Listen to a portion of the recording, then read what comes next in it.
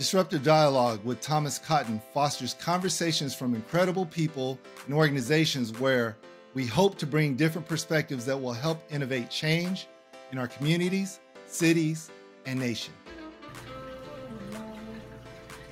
Hello, welcome to the Disruptive Dialogue. My name is Thomas Cotton and I'm your host. I'm also the founder and CEO of Redemption and Advancement Alliance. Today I have with me Brian Stafford. Brian was born in Bakersfield, California, the third child of six, and he went to school in between Denver, Colorado and Bakersfield, California as he was growing up in a low-income single-parent home. He usually took care of his responsibilities when he was a kid, but at the age of 14, he was tired of seeing his mom struggle and ended up starting selling drugs. At the age of 17, he went to the Army and spent 2 years there. When he came home, within 6 months, his whole life would flip around. He was in Santa Barbara, California, committed a murder, and he served 32 years in the California Department of Corrections. However, he's been home now for the last 2 years, and since then, he's become a drug and alcohol counselor, a case manager, and a street ambassador. In 2024, he's looking at opening up his own nonprofit organization to cover some of the gaps that he's learned from the other organizations. So let us welcome Brian Stafford to the show. You're watching part 2 this week with Brian Stafford. The ones who were open to it that would come and ask me questions. That's what I used to do is I'd get my books right, and I'd be doing my homework because I was working towards getting my degree in theology. Okay. So I would be sitting at the table with my books out, and the ones who would come sit at the table with me and ask me questions, those were the ones that I would talk to. Right? And I be telling them, man, look, the same thing I'm doing, man, look, you know that you can do the same thing. If you want, I can help you. Right. Because I'm struggling through this myself. And I know if I'm struggling, 9 times out of 10, you're going to have some issues with it too, because we learned a lot of different stuff that doesn't apply to the way that the world is viewed now. Right. You're absolutely right. So let me ask you this question. When did you finally start preparing for being released? I mean, you're doing all this studying, but when did it come into your mind that, you know what, one day I'm going to get out and I got to be ready? Oh, it was funny because, look, I go to the board for the first time in 2010. Mm-hmm. And it's this board commissioner. Her name was Hollis. And she was this older white woman, reeked the cigarette smoke. Her voice was deeper than mine. And this is right after they came out with the Board of Prison Terms could deny you for 3, 5, 7, 10, or 15 years. All right. So I'm in here and I'm listening, and she's on me. And I'm looking, I'm like, she says, well, you changed your story and you said this and you said that, and this is what the witnesses said, and this is this. She says, well, I'm going to deny you 7 years and give you 7 years to think about this. And I'm like, in a heartbeat, all the stuff that I had been working on all that time to do this change, this lady just discredited it all. I went back and got into it with the police. Mm. So now here I sit. They transfer me. So half of my stuff gets taken away, because whenever you transfer from prison to prison, you're going to lose something. It's an automatic thing, so you might as well start making your budget so you can recoup from your loss. So I lost some of my history books. I lost a TV. Lost cassettes, if people know what those are. But, you know, and it was like, man, I was trying to do the right thing. Then I'm sitting around feeling sorry for myself, and I'm talking to another older brother, and he's telling me, he's like, man, look, you know the laws are going to be changing. The laws are going to be changing, man. They're going to start letting us go. They're already letting a couple of us slip through the cracks. So I'm like, man, they just gave me a 7-year denial. So I get out of my little solitary stuff, and I'm doing what I'm supposed to do. I'm trying to get my program back together. trying to get into college classes and self-help groups.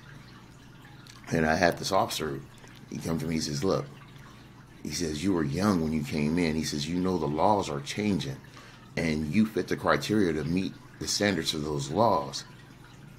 I would suggest that, you start doing more. So I started doing all these self-help groups, right? And I'm looking at it and I'm taking in the information. The one that stuck with me the most was something called victims awareness, right? Because they talk about the ripple effect. And if you really look at the ripple effect, it's you have a stone and you drop it into the lake and the ripples go out. You're the stone. You're dropped into the center of whatever issue you create. So everything from that point on, you cause the waves. And the last person that it affects is you, because you're the outside ripple. You're the last thing that's hit by it. Because after you've made the initial impact, it doesn't hit you until the end. I like that group so much I started facilitating it. Because just as I explained it to you, is the way I'd explained it in that group. And I'd use myself as the example. Because at the time, I thought I was living life, making money, selling dope and everything. And when I took this life, it wasn't nothing to me. It didn't mean anything because at the time, I believed it was right. It was what needed to be done. Because of my beliefs that I grew up in. Remember the old Bible saying, an eye for an eye and a tooth for a tooth? When I was taking theology, I began to get an understanding of it. We take it literally, right? But what it was really meant to say, when they said an eye for an eye and a tooth for a tooth, if you kill someone, you take on the burdens that they had. You begin to provide for their family. You have to take care of their family as well as your own. It's not that you take a life for a life. That's what man put into play. Right. So now you're going through, you're facilitating, you're overcoming. The interesting thing, let me go back a little bit. You talked about you go to the parole board. This lady gives you a 7-year. We're not going to see you for another 7. And you go and you kind of lose it. You're this is trauma on top of trauma on top of trauma. Not making any excuses for you because, it's still your actions, right? Exactly. But was this a familiar thing where people would go to the parole board, come out, and kind of act out in a sense? Was it familiar? Yes, because of the simple fact you lose hope. You go in there hopeful.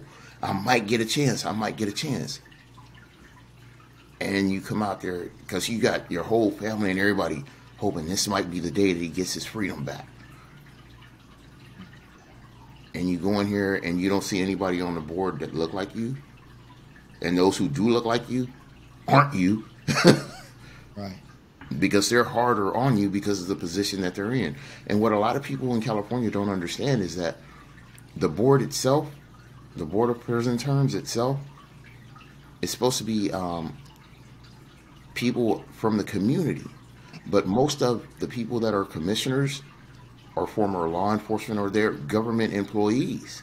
You got former law enforcement, district attorneys, correctional staff, all this different stuff that are sitting there and they're passing judgment. It's not the type of thing that the Board of Prison Terms was designed to do. Right. It's a court all over again.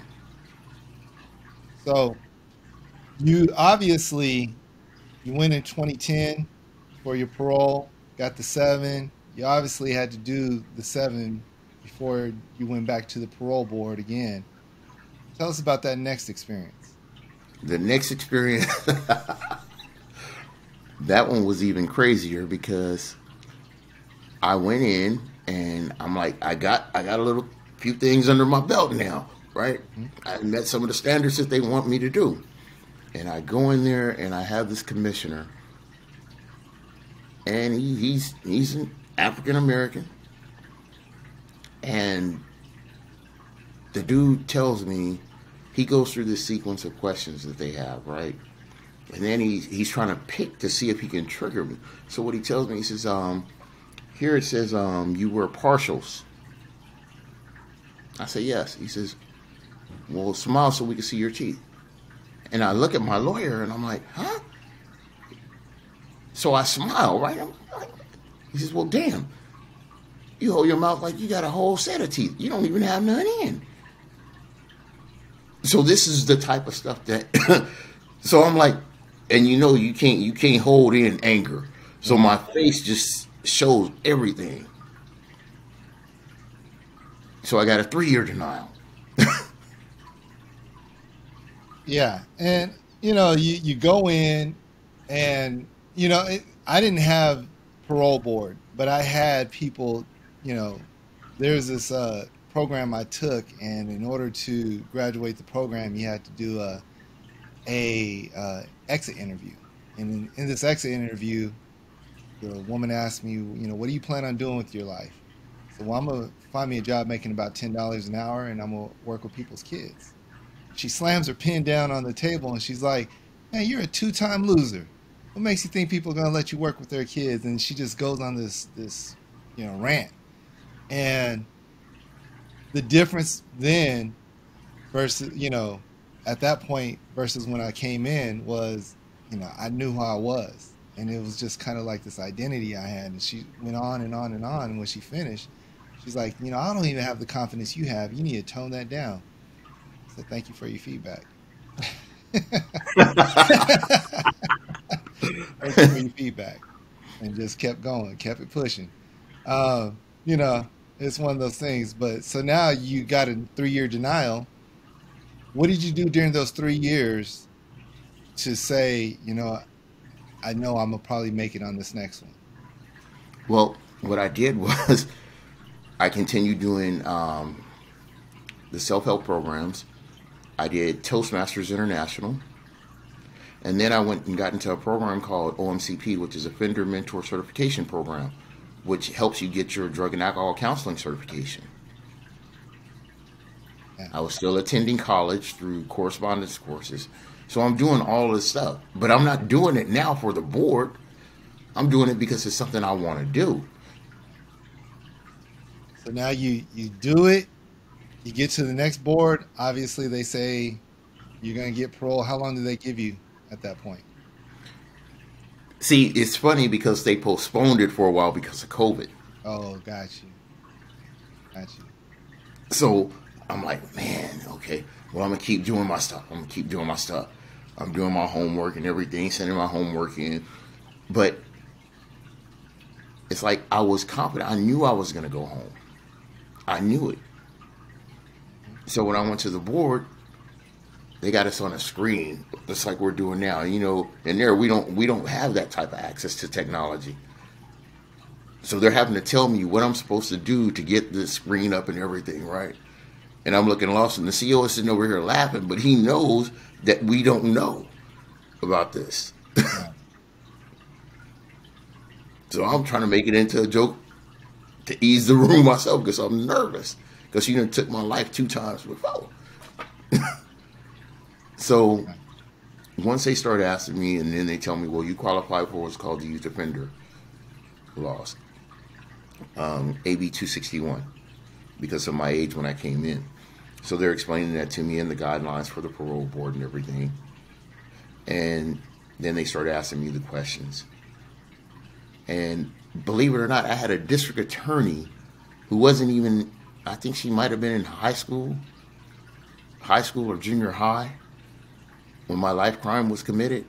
And she's talking like she knows everything about this case. And I'm like, I was there. Where you get this from? Right.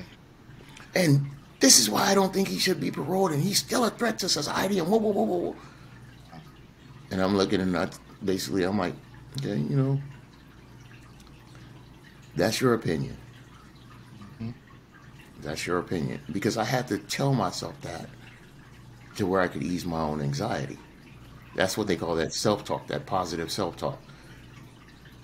So I'm easing my own anxiety so that it doesn't come up like in the last time when dude told me to smile. So now I'm better able to explain myself. That's part of why I went into Toastmasters. Because I would actually be nervous talking in front of these people because it wasn't a conversation. I felt like I was being judged. Right. If I changed the perspective, if I changed the narrative, Now we're on an equal playing field. Now you can communicate. And that's the interesting thing. You think about how many people go into prison not being able to communicate, not being able to, they don't have skills. And if they're not able to get those skills, then they find themselves at a deficit whenever they're approached by someone who wants to say big words or whatever. So now, I want to fast forward a little bit. You get parole, man, you're free. 32 years. 32 years. Hit the world lost. Right. I mean, the world is different. I heard this guy give a talk one time. He said it was like an episode of the Flintstones meets an episode of the Jetsons. And that's kind of like what you're looking at here, right? Oh my God, that was crazy. Look, man, I'm gonna tell you the one thing that I did not like. See, we're already conditioned to work because when you're in prison, they force you to work. It's truly slave labor. You get paid pennies on the dollar if you get paid at all. So, first thing I do is I start reaching out to dudes that were formerly incarcerated. Well, where are you working at? Help me get on there. Mm-hmm. That was smart. So, excuse me. So, I have to take what's called the BART. You're familiar with BART, right? Yep. Very rapid transit. Okay. I'm coming from Oakland to San Francisco. And go under the water. Oh my God. My ears was popping. I'm like, man, why? They say, we're under the bay right now. I'm like, well, what if it get a hole in it and the water come in? What do we do? Right. Because I had never been. I don't do oceans. There's fish out there that eat people. Yeah. So just riding on that, because in Bakersfield we didn't have that. We didn't have any of that. We had to get bus. Exactly. Get on and get out. So that was a shock. And then just being able to walk around, and then this is why I say the fentanyl epidemic is real. I'm given a job. So I'm out on the streets in San Francisco until 11:30 at night. So my first night out there at work, now the sun is set and I'm on the hill. I'm by UC Hastings. Are you familiar with UC Hastings? Not really. That is the first law school in the state of California. Okay. So it's sitting on like a slope, right? And I'm at the top of the hill on the next corner at the end of the school. And I see these people coming in, and it looked such a trip. I called one of my partners and I said, look, right? Because I done learned a little bit about how to use the phone. I had to take a class at the transitional program on how to use the phone. Right. So I show him, right? And I'm like, don't this look like Night of the Living Dead? Because people are coming out and they're all linked over because the fentanyl drains the fluid off the spine. Mm. That's why you see the curvature and the bending over and stuff. Okay. Wow. So now you're working.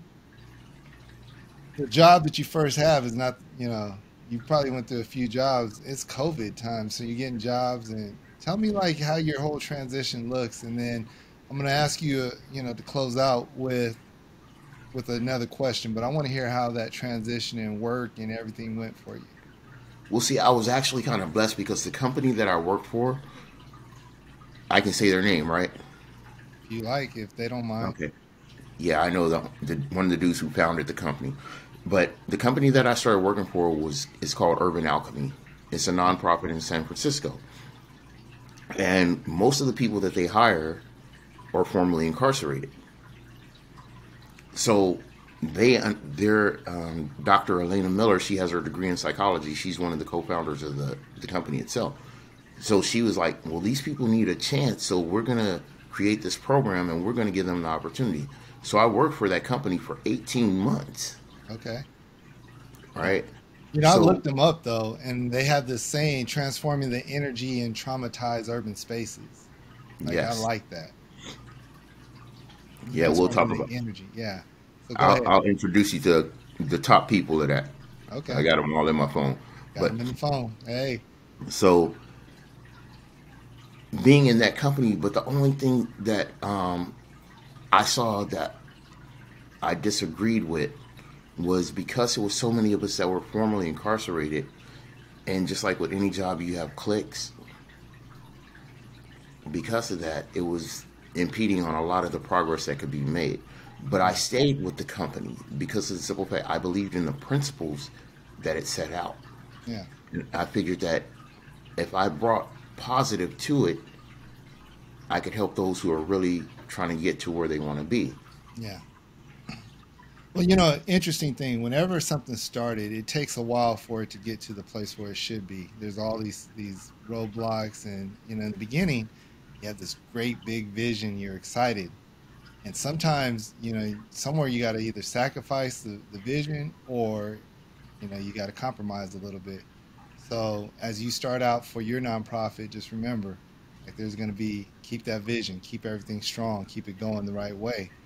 Urban alchemy sounds like, again, the traumatized spaces, transferring that energy. So I like that part. I want to, ask you a question, because the main thing is we shared a lot about your life. We shared a lot about the brokenness that you've been through, the challenges, the many different stages of prison, and everything else.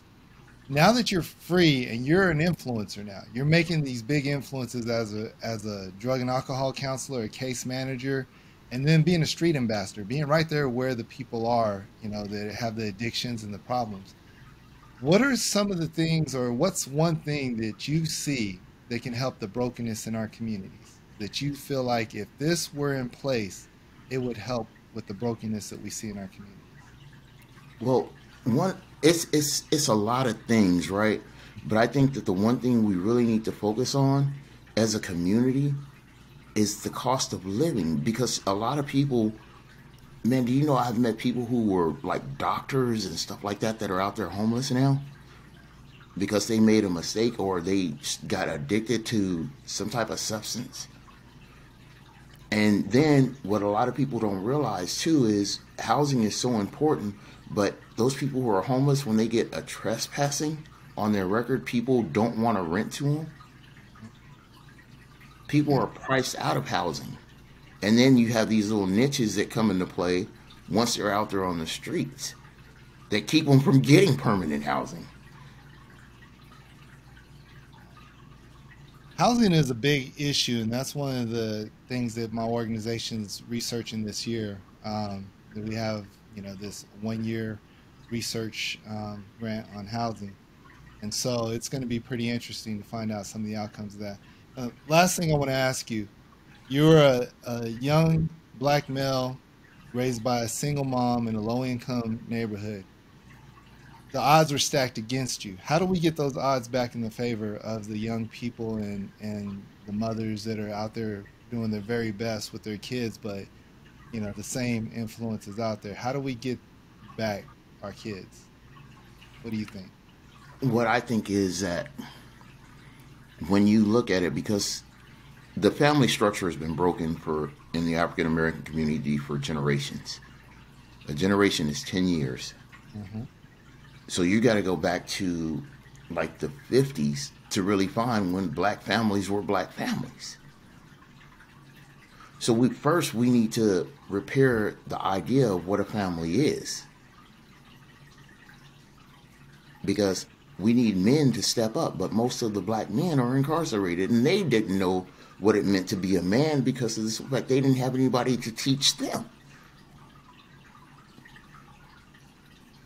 People talk about reparations, right?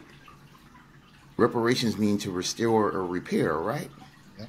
Well, why don't we look at reparations of our families? And what does that look like to you? Reparation of the family. What that means is that we as men start to teach each other how to be men. We build each other. We need support groups for men where we can get together and talk and work through our own issues. Because if we work on ourselves, then we can go help our children because we understand what they went through because we were once that child.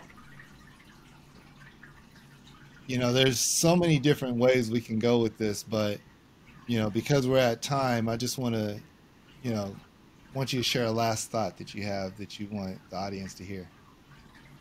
Ah, man. If Maybe I it's too share the soon. last, if I share a last thought, right, I'd like to end with this. Look, people once said, "To thine own self be true," right?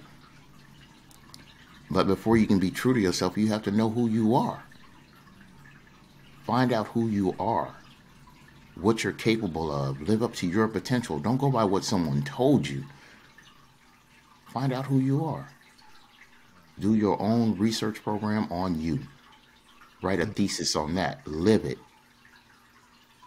Write a Don't talk thesis about on it. that. Yeah. Don't Love talk that. about it. Be about it. Say that again. Don't talk about it. Be about it. Yeah. Say it loud for the people in the back.